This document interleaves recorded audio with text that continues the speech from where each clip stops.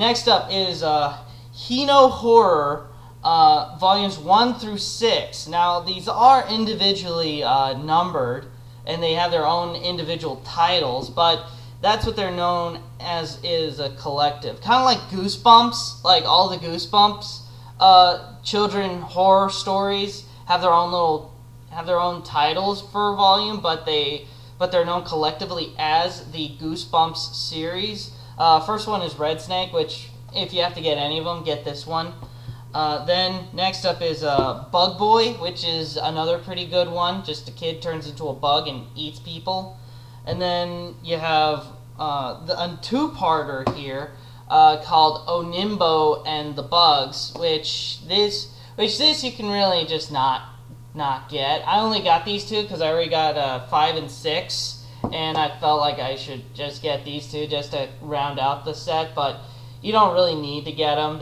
You're not missing anything. It's not even that good of a horror story as far as I'm concerned. Then The Living Corpse, which is pretty cool. A dude turns into a zombie, and like the government finds him, and they're trying to figure out what to do with him. Like you can see right there, like that's sort of them trying to fix him. They give him like a fake eye, and like they kind of dough up his face, but like, you know, maggots keep crawling out of his skin because he's dying, and it's a pretty cool story. And then Black Cat, which this is an anthology story inside of an anthology series. It's like, yo dog, I heard you like anthology, so I put an anthology in your anthology. It's a pretty cool story. It's just this black cat and all the creepy, weird owners that it has as it sort of roams around the neighborhood as like a stray alley cat. It's pretty cool too.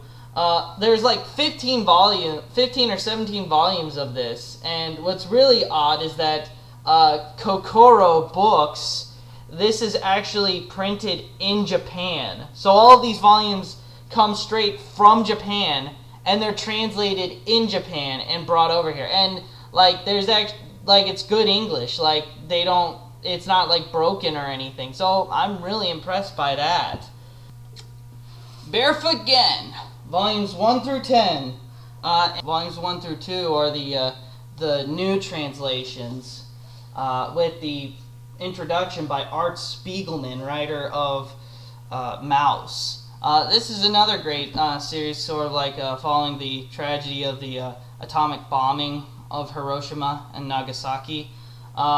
It really does kind of get away from that kind of horror kind of thing, that sort of horror tragedy kind of plot by about like volume 5. It's sort of like society has mostly rebuilt itself in that city, and it's just more like kind of just a fallout of, no pun intended, of just living day to day. And then by like volumes 9 and 10, like things are pretty much back to normal. Mostly, I mean, as far as the city and the economy is concerned, everything's back to normal. I mean, of course, Gen lost a lot of loved ones and stuff from the bombing and stuff, but I mean, you know, it's like the beginning is so strong that it really loses its impact after like volume 3. It like, you know, what's left, it's sort of like, okay, what's left to get taken away from Gen? And it's like not really that much after volume 3. So it's kind of like, just definitely read like the first couple volumes of the series. Just that's really the most emotional and heart-wrenching of the series. Sarasah, the Celestial Legend, volumes 1 through 14, which this is actually sort of a romance horror story. There's some gritty stuff that happens in this series, and it's interesting coming from Yu Watase, the same woman that brought us Absolute Boyfriend and Fushigi Yugi, that there's something that comes along kind of like this that's kind of like a mixture of Carrie and Firestarter, which is kind of odd because both of those are like Stephen King stories, but it's like it's got like just this sort of split personality thing and like psychic battles and people blowing up and dying, and it's pretty awesome. And also there's a cool love triangle that's actually pretty interesting to follow. So it's kind of unfortunate that horror romance isn't done much anymore, or even done well much anymore. And it is a blending that can work. I mean, Bram Stoker's Dracula was essentially that. So pretty interesting if you want to check that out. Gundam Seed Astray, Gundam Seed Astray R, and Gundam Seed X Astray. Now, what's odd about this series is that actually the events of Gundam Seed Astray and Gundam Seed Astray R happen close to the same timeline as each other, because it's very odd, the continuity between these two series, especially the fact that Yatsunari Toda does the artwork for Astray R, and I think it's Koichi Tokita does the artwork for Astray. So you'd think that they would like follow different storylines, but no. Actually, in volumes of Gundam Seed Astray R and Gundam Seed Astray, they'll like have little editor notes saying, you want to see more about this, read Gundam Seed Astray or Astray R, blah blah blah. And it's very odd. If you plan to get one, you should probably get both. But it is a nice spin-off series for Gundam Seed. For a Gundam Seed manga. I mean, I don't even like Gundam Seed, but I liked Gundam Seed Astray. And then X Astray takes place immediately after the events of Astray R, and it's really not that great of a plot line, mostly because it's just the 2 volumes, and they introduce these 2 new Gundams just sort of out of nowhere, and there wasn't enough time to really build tension or anything with it. We have A Prime, which is another Moto Hagio story, and after pretty much all I need after this is the 4 shoujo stories collection, or just the individual issues of They Were 11, to get finally all of the Moto Hagio stuff that's been translated so far. Really nice story collection here. This one, lot of fun. It's always great reading Moto Hagio stuff. Then an actual good inclusion of Tezuka stuff is Dororo volumes 1 through 3. There was actually a live action movie of part of this story, but unfortunately it was planned as like a trilogy, but like the other 2 movies were never made. And also, this series has actually been re-released as all-in-one omnibus. So all you out there that are interested can definitely run out and get it and check this cool sort of samurai action series out. Then next up is the 14th Dalai Lama, which is kind of funny because this was put out by I don't even know what that by Penguin Books, which never releases manga, I don't think. But it is a really great sort of biography story of the story of the 14th Dalai Lama, who is actually still alive, I'm fairly sure. And all the crap he had to go through as being the leader of his people at like a teenager, pretty much. A very interesting read. And then the only 2 hentais that I've gotten, and that's only because both of these were recommended in the complete guide to manga, and I just felt like, well, I need to just get at least 1 or 2 hentais just to round out the series. But here is Dominate Me, 8 being spelled the number, not the ATE, I guess to be cool. Elsewhere known as Take On Me, which I can tell why they didn't call it that in America, because there's the song by Aha, which is the same title, so we have weird laws about copyright, so that's probably why they changed it. As you can see, a pretty raunchy cover there. And then also this one, Pink Sniper, which is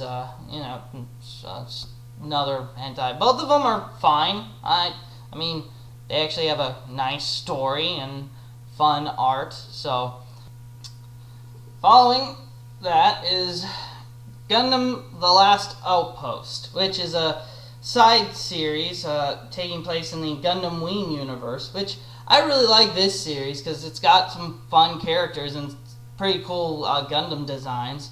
The Hydra Gundam, which actually made its way into Gundam Battle Assault 2.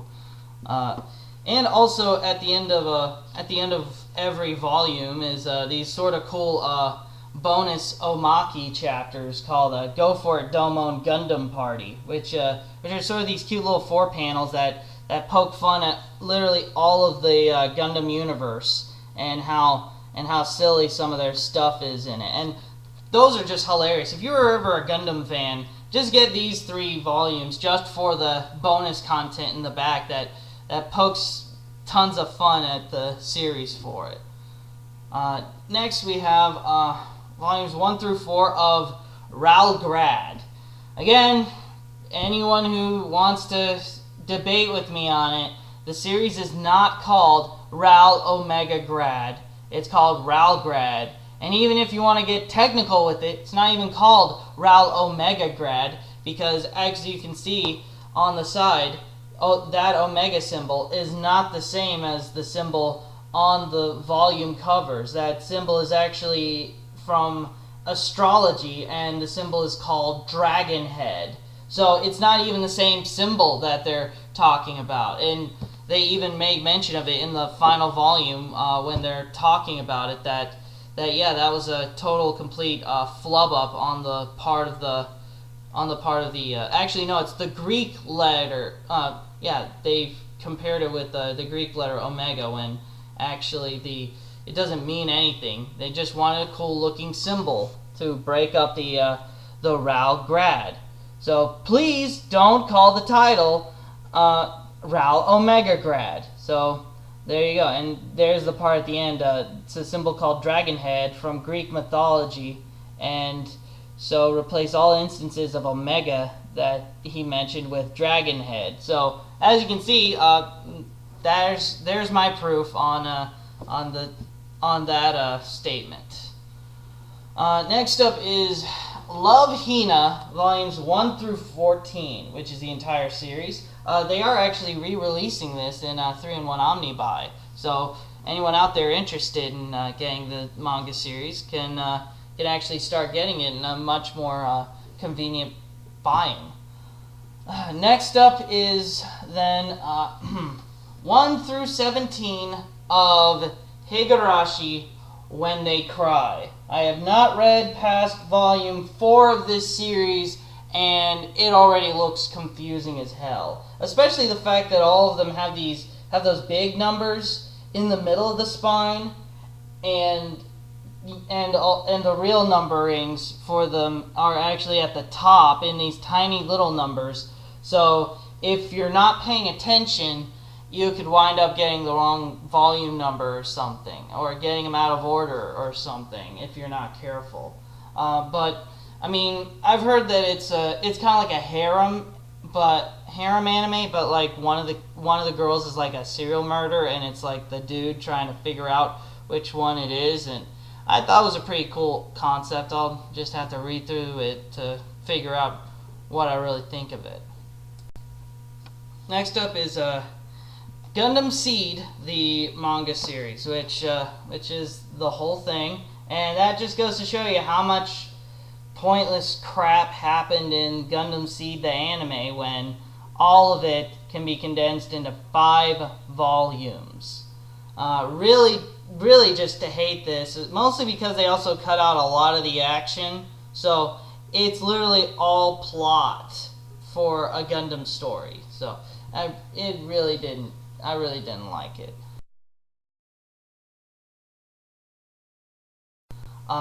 Then over here, volumes 1 through 12 of Trinity Blood, the manga series, which is actually a little bit different from the anime, especially the art styling being a lot more shoujo in the way it's drawn. Of course, this is all that's come out since Tokyo Pop's dead. Although I do think I have seen on eBay or Amazon that there is a 13th volume that I think was only released in Britain. So I may get that later if it's cheap enough. Of course, then again, that'd be in British pounds. So who knows if cheap over there is still even retail over here. Then Soul Eater volumes 1 through 6. I just sort of fell out of it with the series. I mean, yeah, don't get me wrong, it's a fine story, but it really for me just does not do anything that I haven't seen before in a shonen manga series. I mean, really about the only thing that it has that I haven't seen is really having a girl as the main character in sort of a shonen action series. That's about it. But I mean, people turning into weapons and fighting. I mean, Elemental Gelade does that, and also, they're all in a school and they fight monsters, and it's like I've seen all that before, and it's just Death the Kid is probably the most interesting and fun and unique character of the groups, but also there's kind of weird plot inconsistencies, like how is it Tsubaki can turn into like 6 or 7 weapons and like none of the other ones can do it. Also the the other twin, they can like hold each other while they're weapons, but like none of the other demon weapons ever do that, and like demon weapons can be made or they can be born, and why also like Maka's half weapon, I guess, but is it really ever brought up like in sort of a plot moment kind of thing? Yes, I saw the last episode of the anime, but I still call that BS on the part of her just turning into a weapon out of nowhere, and also it didn't even do anything in the fight. Eventually she just beat up the guy with like courage or something, and it was a bad ending. And then like it's just I really wanted to like the series, but it's just I needed to do something cool and unique. There needs to be some sort of big catch, like Hunter x Hunter has a unique catch with sort of the world and the fighting and everything in it. It's just done on such a grandiose scale, and there's not really that much of a grandiose scale in Soul Eater, because we see like a world, but we never really explore it. All we do is we just go on like little adventures here and there in like these weird remote locations. So it doesn't interest me. And if it interests you, that's great. It's not a bad series at all. It's just compared to everything else that I get, does it really stand out? And for me, that's not really. So there's for that.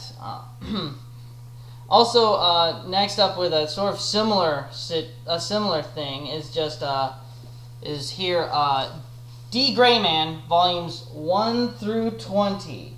Pretty much after like volume 17, where there was sort of the fallout after the big fight inside of the the Millennium Earl's big tower thing, and all the exorcists fought in there, and then you sort of got the fallout after that. It's just sort of like that really felt like the big thing, and like there really wasn't that much resolution out of it, and it felt like what really happened as far as impact on the rest of the series, and there wasn't that much. I felt like it could have been a lot bigger moment out of that series, and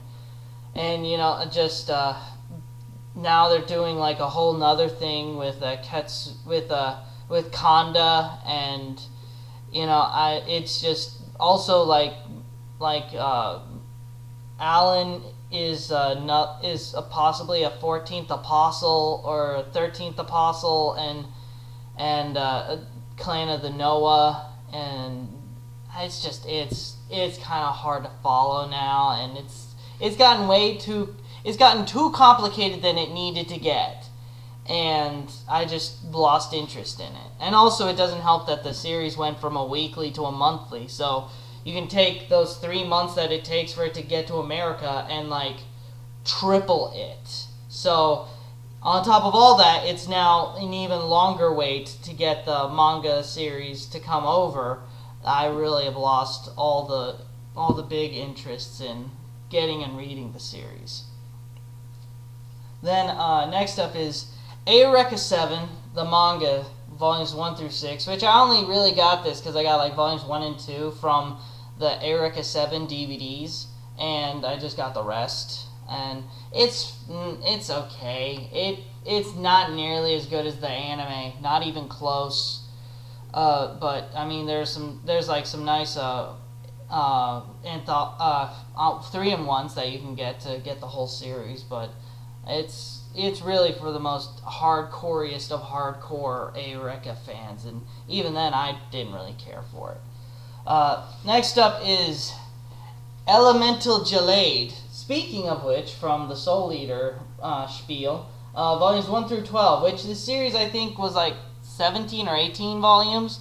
So that's a real shame that it got cut short like that, especially because it actually was fun and entertaining as far as the main character and kind of the world that it was in, and they went and did stuff in it. There was a lot more adventure and exploration, and a lot more. It felt more like a complete world in here than it does in Soul Eater. That's my only big problem as far as like the premise and the setting of Soul Eater, is that there's just not enough done going into the world. Like, we see people, but no one interacts with them, and you don't even know really where they're going to school or how that plays out in the real world or anything.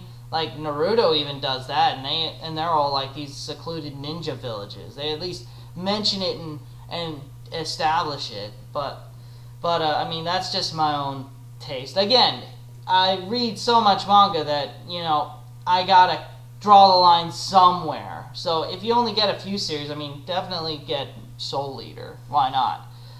But it is a shame that this series got ended when it did with that. Next up is the Psychic Girl. Now, I actually have this in all of its individual issues forms, and rather than really show you all of it, I'll just tell you it's the full 28 issues run of the series. As you can see, there's 28. Actually drawn by Ryoichi Ikekami, who is the artist for Crying Freeman, Wounded Man, The Offended, I think, and a few other Kazuo Koike stories that they did together. But, of course, since these are in individual issue forms, I don't really know how to count them in terms of manga, because I'm not going to do it like the Memories issue thing, because it is one big story here. But I have seen that it was collected into 3 trades, so 9 issues each. That's a pretty good size. So we're just gonna go with that. All of the Psychic Girl counts as 3 volumes. So that way it stays fair.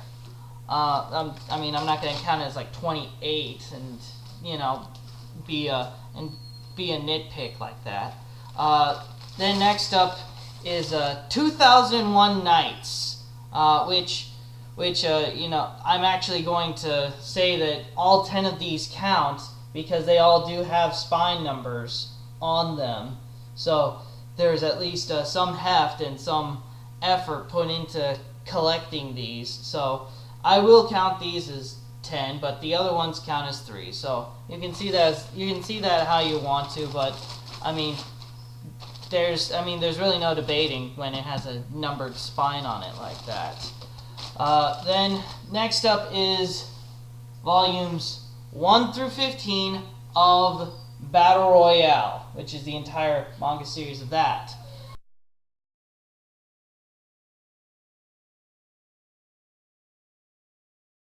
Here we have Drops of God, volumes 1 through 3. It's about wine tasting. It's really fun, and I enjoyed it a lot, and the artwork is stupendous. Although I have heard from a video clip of someone videotaping the Vertical, which is the imprint of that publishes Drops of God, that purportedly in September of this year they're going to be releasing a new volume of Drops of God, which is going to be titled Drops of God New World, which is going to focus primarily on wine that came out that is from America, South America, and Australia. And that supposedly this is going to jump to volumes 22 and 23, which, I mean, on Amazon they have it at like volumes 4 or 5 to be coming out between now and September. So they're gonna just jump like at least 10 volumes to get to, I don't know.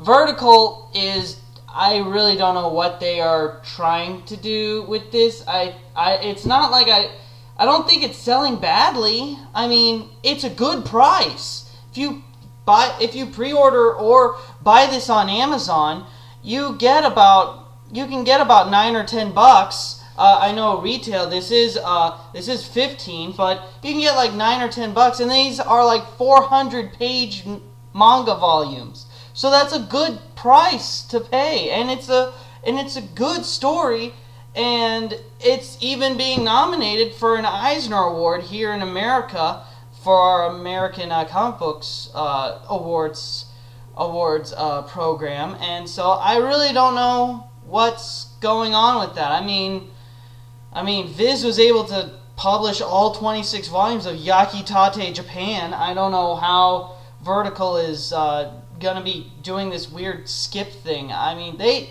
published all 17 volumes of Blackjack. Granted, that is Tezuka, and so it'll sell. But I mean, really Vertical, really. All right, moving along. Next is Fully Cooley, the manga series, which was actually written by Gainax. So it is a faithful, whatever changes are made in the manga is intentional changes, not just a guy wanting to, do his own thing.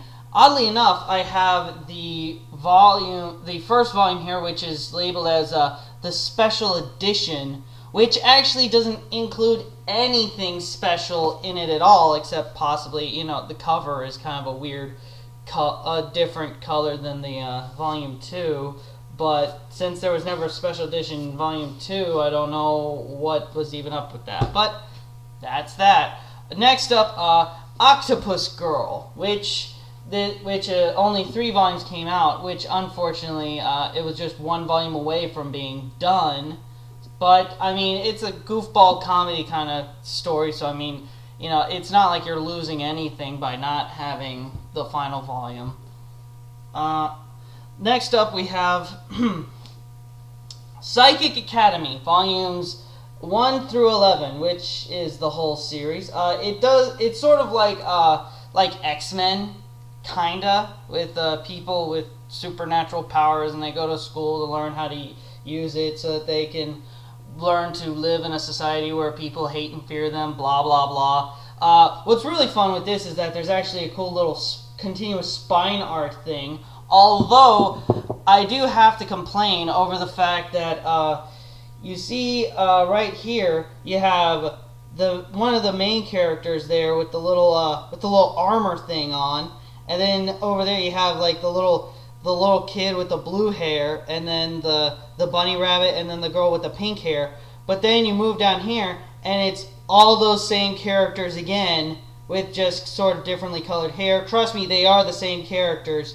So that's a little BS that for your spine art you really had to recycle 4 characters on it. Like, you couldn't have, like, it's not like there's a lack of characters in this series. So it's a little BS that you couldn't fit like just a whole ensemble, or I don't know, like sort of expand on it or something. I mean, make them bigger or something. Yeah, it was about the only time I've ever seen someone flub up that bad was the Dragon Ball continuous spine art, where Yajirobe appears on it twice, which, granted, he deserves it for all the importance he's done in the series, especially taking out Vegeta. But, that's sort of forgivable because Toriyama, like, that first time he shows up is, like, very early, and then the second time he shows up is really late, so in the series, so maybe he just kind of forgot when he was designing it. But that's 11 volumes, and you're recycling 4 characters. I can't buy that. All 5 volumes of Scried, which there, all right. All the main characters on the on the spine, and they are all the same characters, but none of them are repeated. Good job. But this is a pretty cool series, especially with the very over-the-top line art. This is a very unique kind of style, and I like it. There's a lot of bizarre kind of artwork in there. Very reminiscent of like Hirohiko Araki's JoJo's Bizarre Adventure. And to be fair, the series is pretty similar to it too. Buso Renkin, volumes 1 through 10, which this series is just adequate. It gets the job done. There's really nothing amazing about it, but at the same time, it doesn't do anything bad. I think maybe the only thing I can really complain about with it is the way the Kazuki and Victor final battle was played out is about the only bad thing I can say about it.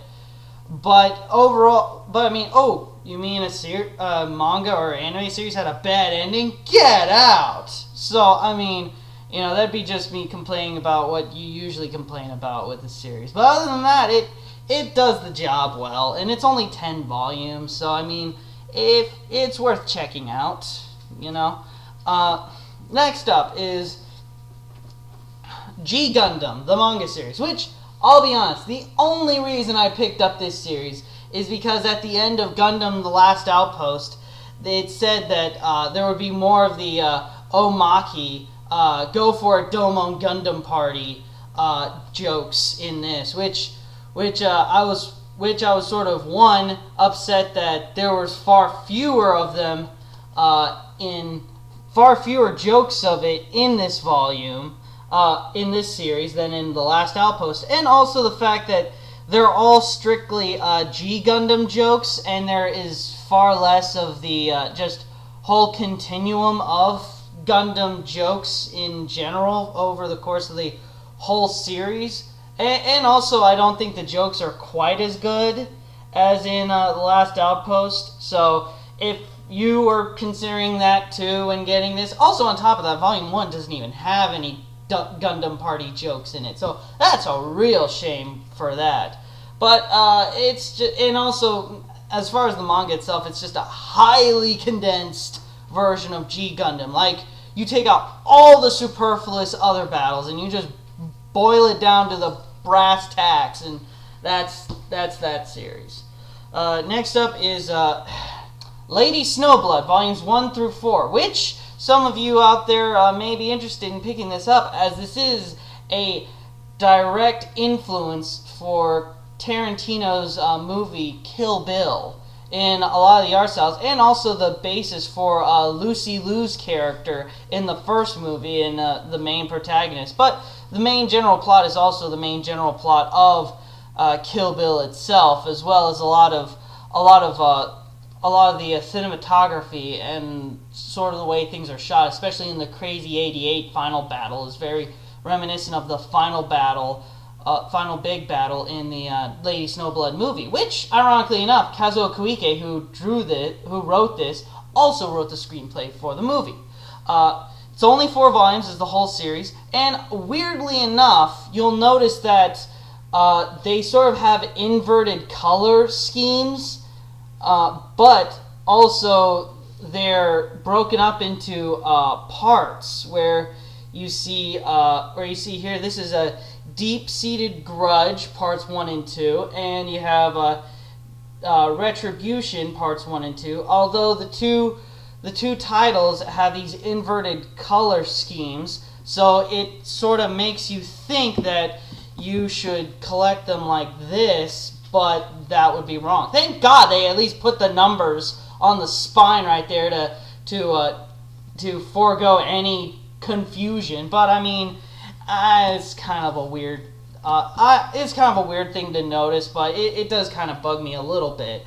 Volumes 1 through 28 of Lone Wolf and Cub, the manga series. That's the whole series entirely. It is a stupendous and amazing series, if you can find it all. Also, the live-action movie adaptations of this series, which is comprised of 6 movies, all are also wonderful and perfectly adapted from the source material, and were all also written by Kazuo Koike, the same guy who wrote the manga series. Next up, we have Zombie Powder, which is all 4 volumes of the series. This series, I just did not like. I mean, there was a lot of Trigun sort of ideas thrown into this, especially with kind of the setting and the kind of tone for it. Especially early Trigun, where it was more kind of tongue-in-cheek and shonen-y. But it had kind of a fine. It was an alright kind of fetch quest kind of story, but I just did not like the way it was brought over, where every single volume after the first volume just contained just nothing but, like, you see right here, this is the 4th volume of Zombie Powder. About a quarter of the volume is devoted to Tite Kubo's one-shots that he previously submitted, which were meh. And then also this is volume 3, where we see again about a quarter of the volume was one-shots again.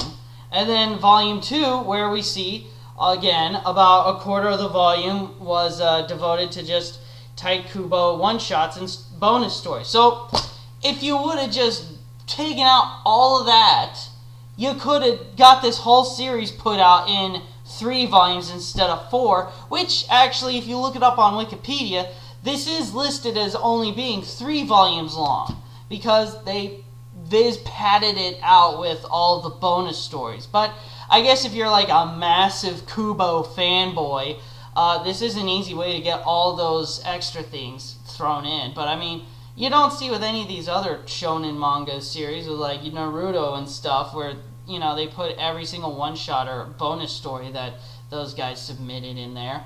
So I don't know. It's probably just me. Itsuwaru Bito, Volume 1, which is about like a liar thief guy who plans to lie and steal for the side of good. This is okay. Not amazing. Not bad. Kind of feel the same way about this the way I feel about Buso Renkin. It's adequate. Of course, again, this is only the 1st volume, so it may get better later on. I don't know. Next up is all 14 volumes of Dragon Drive, which is the whole series. This is very much like Digimon. Like, they were really Bandai, who pretty much spearheaded this whole series overseas, really wanted this to take off in a big way, like Digimon and kind of Pokemon kind of thing, with like kids, and they got dragon partners and they fight, and sake of the world, and there's an alternate world, and blah blah blah. I don't know how well it did in Japan, but over here it was kind of here and then not. But it's okay. Again, it's just okay. It was worth, I paid about like $2 on volumes 3 through 14, no, 3 through 12. 3 through 12 of this series, I paid $2 each for. The only ones I had to actually pay full price or pay, a little bit more than $2 was 13, 14, and 1 and 2. So, for that price, I got my money's worth. Next up we have Naruto, volumes 1 through 20, and 21 through 55, which brings me completely up to date and current with the Naruto series in English. Plus, here is my volume 1 of Naruto, which is the special limited edition 3782 of 5000 limited run, which this is actually the first manga I actually bought was Naruto, which is why I've really stuck with the series.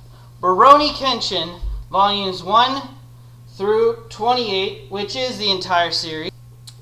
Next up we have Death Note volumes 1 through 12, which is the entire series. Brave Master volumes 1 through 35 of the Rave Master series. Technically, there's only 33 volumes of the Rave Master series here in America. Next up is Hikaru no Go, volumes 1 through 23, which is the entire series. Berserk, volumes 1 through 35, which is the entire series up to date. Even in Japan, this is up to date. Shaman King, volumes 1 through 32, which is the entire run of the Shaman King series.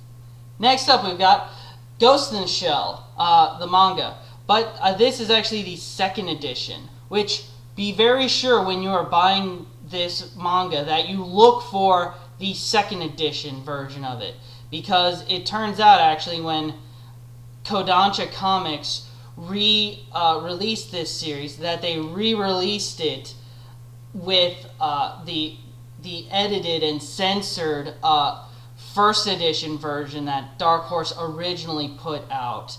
And with that, unfortunately, comes with a lot of cuts here and there. Not necessarily big things, mind you, but you do miss out on that very infamous scene where Major Kisaragi is sort of in this big orgy with a bunch of women in cyberspace. And I mean, for what it's worth, that scene is infamous. And, you know, there's no reason why it shouldn't be in here. There's no reason why it should not be included if your intent is to put this out in its full release version. The fact that this exists, and then you re-release it later, and then it's the inferior version, just means that you didn't do your homework. So if you're out there and you're looking, try to make sure that you get the second edition of Ghost in the Shell. It's hard to describe sort of the dimensions, but if you can, this is slightly smaller than the other version. So if you find one that's sort of the smaller one, the smallest one in dimensions of them all is the second edition version, because the Kodansha Comics re-release and the first edition are sort of the slightly bigger versions. So definitely keep an eye out and stay informed about what you're getting with this volume. And if you can, make sure to flip through it and make sure that it is the uncut version of it as well. Also with that, you also have Orion, which this is also the third edition of it. But I do like in the fact that from the first edition, you do get nice translator notes in the back, very extensive translator notes. It also is right to left formatting, and it is a little bit smaller, but I mean that's not too big of a deal. This is also pretty good. I mean, it's not great. Then we get to Ghost in the Shell 2 man-machine interface, which this is just atrocious. I couldn't even finish this. I'll probably revisit it later if I do like a big thing talking about Ghost in the Shell again, but as of right now I have no plans nor interest to read it. Then we have here Yoichi Yokoyama's Color Engineering, which which I didn't even know I was holding upside down. That's how ridiculous this cover looks. Actually, if you look at it, you have the barcode in the corner, which usually the barcode is in the bottom, as you can see. So if you're looking at it from the back, it should look like this, but it's actually like this, and you can see in the corner it is drawn there. Don't worry, I did not actually pay $35 for this. I actually paid far less on Amazon for it, but it does have some weird liberties. I mean, it is awful. Don't get me wrong. Especially the fact that they couldn't even translate the bubbles themselves, as you can see in that red print, which doesn't come up well on the camera. There at the very bottom, there are little captions that tell you what are in them, but that's just lazy. That's lazy to the extreme as far as terrible work goes, and you couldn't even get a good cover. It's just awful, abysmal. Hate it. Couldn't even read it. Couldn't get past the first 20 pages, and I paid $8 for this thing. I paid $8 and I couldn't even get $4 worth of entertainment. That's how much I did not like it. Next up is Basilisk, volumes 1 through 5, which is the entire series run. This is a very gorgeous series to look at. This is kind of what I like when I want to see artwork that's done with computers, as this is clearly inked and shaded and drawn with computer aid to really clean it up and get some of those really nice screen tones. I do like this a lot, and this is sort of like where I wish like more artwork was going in that direction. This and also Gantz in some places. Unfortunately with Gantz, it's sort of like, if it's not the Gantz technology and stuff or the backgrounds and it's just the people, they do it more with that and less with the people, and that's kind of, I wish that like the whole thing was kind of done like that. But Basilisk is a really great series in itself. Did not like the live action movie Shinobi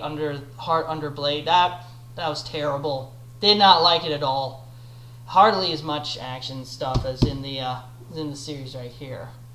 Next up is Mu, which is spelled MW. When you read the manga, it'll explain that it's called Mu, which I guess is in reference to the Greek letter Mu. And I know that a lot of people screw it up when Tezuka fanboys talk about Mu, and then you go home and try to look it up on Amazon, M-O-O, like the cow sound, and it's like, there is no Mu. It might be this, the plot kind of sounds like this other book that's called M.W. Maybe it's that. So, just to be clear, it's spelled M.W., but those in the know call it Mu. I of course have the all-in-one hardcover, and it is also available in the 2-in-1 volumes, which you can also get. Along with Apollo Song and Ode to Kirihito, you can get those. But I do prefer the hardcover because, hardcover.